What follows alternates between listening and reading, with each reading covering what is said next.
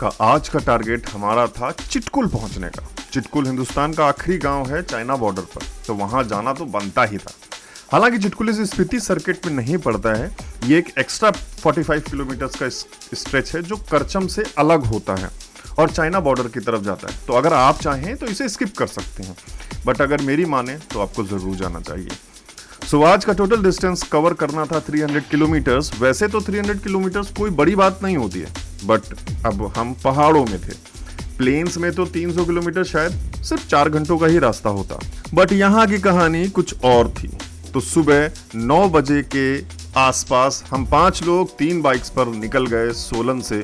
सबसे पहले शिमला पार किया हमने और सोचा कि ब्रेकफास्ट शिमला के पार करके आउटर में करेंगे, जहाँ थोड़ी शांति वगैरह मिल जाए। शिमला के बाद कुफरी को पार करने के बाद द हॉस्टलर में रुककर हमने ब्रेकफास्ट किया। वहां पर और भी कई सारे राइडर्स ऑलरेडी ब्रेकफास्ट कर रहे थे, तो एक वाइब भी थी जिस वाइब को कंप्लीट करने के लिए हमने वहां ब्रेकफास्ट कर लिया। हालांकि इट वाज ओवररेटेड, थोड़ा प्राइसिंग उसकी बहुत ज्यादा थी। और वहां से ब्रेकफास्ट करने के बाद हम निकल पड़े अपने टारगेट चिटकुल के लिए। हमने रास्ते में हिमाचल की बेरीज भी ली। आप जब लेना तो ध्यान से, क्योंकि इसमें स्कैम भी होता है जो हमारे साथ हुआ। वो स्कैम ऐसे होता है कि जब आप बॉक्स को खोल कर आपको दिखाएंगे छोटा सा, तो उसके ऊपर की सबसे ऊपर की लेयर बहुत ही रेड बेरीज के साथ भरी होती है, बट नीचे जो है गड़बड़ होती है और कुछ बेरीज कच्ची होती हैं। तो आप लोग प्लीज चेक करके लेना।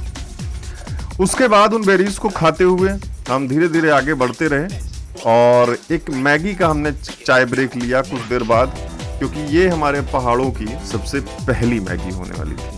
उसके बाद हम पहुंचे रामपुर में। वहाँ एक फंक्शन चल रहा था जिसकी रैली रोड पे चल रही थी। अब वो ड्रम्स वगैरह बजा रहे थे, हमें पता नहीं चला कि शायद की पूजा है या किसी की शादी है या कोई फंक्शन है, बट ठीक है, उसको एंजॉय करते हुए हम धीरे धीरे अब आगे बढ़ते रहे। और जैसे जैसे हम अब आगे बढ़ रहे थे रामपुर के बाद, तो नज़ारे चेंज हो रहे थे, सीन अब चेंज हो रहे थे, पहाड़ों का मजा अब चेंज होने वाला था।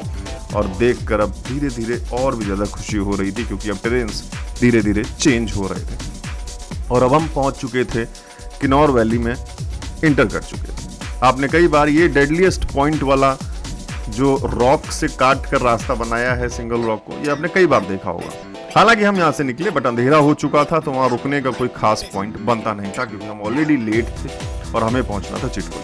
तो करचम के बाद एक स्टॉप और लिया गया, क्योंकि वहां खाट पड़ी हुई थी, ठंडी हवा चल रही थी और शांति भी बहुत थी। अब राइडर्स को अगर ये 3 चीजें एक साथ मिल जाए तो रुकना ही पड़ता। रात हो चुकी थी, 9 बज रहा था और अब चिटकुल बचा था लगभग 40 किलोमीटर।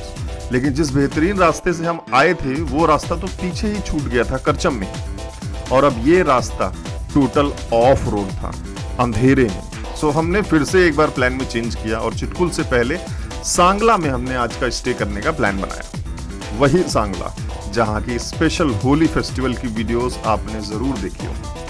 होटल अदिति करके एक हमने ऑनलाइन सर्च किया, उनको कॉल किया और कंफर्म किया, और सांगला में ही आज हमने डे 2 को कंप्लीट किया उस होटल में स्टे करके। मिलते हैं डे 3 में।